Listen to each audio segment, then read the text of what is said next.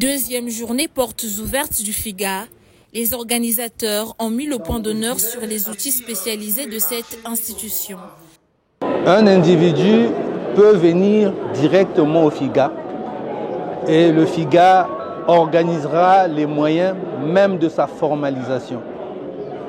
Tout est mis en place pour que même ceux qui n'ont pas de formation puissent être envoyés dans des incubateurs pour être formés préalablement avant la constitution de leur société. Je lance un appel vibrant à toute la jeunesse congolaise et aux entrepreneurs de tout âge de se rapprocher du FIGA parce que le FIGA est prêt, véritablement prêt maintenant à les accompagner. L'objectif ici est de faire comprendre à la population d'où est parti cet instrument et où il se trouve aujourd'hui. Comprendre aussi les produits du mécanisme d'intervention du FIGA que le directeur général du fonds a donné les détails précisément sur l'impulsion, l'accompagnement et la garantie.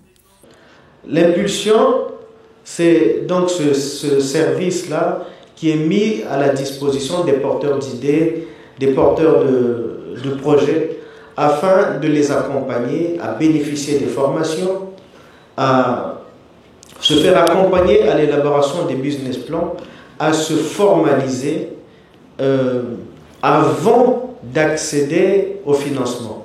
Eh bien, il y a aussi des appuis qui sont disponibles dans le cadre de l'impulsion pour permettre d'affiner la solution avant qu'elle ne soit déployée. Des explications, elles ont été poursuivies dans ce panel, animé par le directeur général de la Banque postale du Congo. Calixte Mbagoli a insisté sur l'importance de la garantie dans l'octroi du crédit. Le principe selon lequel pas de garantie, pas de crédit, veut aussi dire que ce n'est pas une condition suffisante, en tout cas ce n'est pas une condition suffisante, elle est nécessaire, mais elle n'est pas suffisante. Elle fait partie des éléments qui sont nécessaires à l'étude du crédit, mais elle n'est pas suffisante pour obtenir le crédit. Avec un capital haussé à 25 milliards de francs CFA, le fonds d'impulsion, de garantie et d'accompagnement des très petites et moyennes entreprises a injecté 14 milliards dans les banques et microfinances. Ceci pour accompagner les porteurs de projets et les chefs d'entreprise, à l'instar de ces bénéficiaires du FIGA, qui ont développé leurs activités respectives grâce à l'accompagnement du fonds.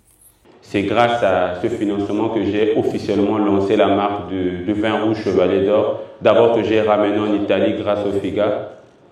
J'ai même pu présenter ce vin au président Poutine de la Russie. Depuis qu'ils m'ont aidé, franchement, je suis à 5 000 litres de savon, 10 000 litres de savon liquide. Et là, maintenant, au lieu de faire du savon dur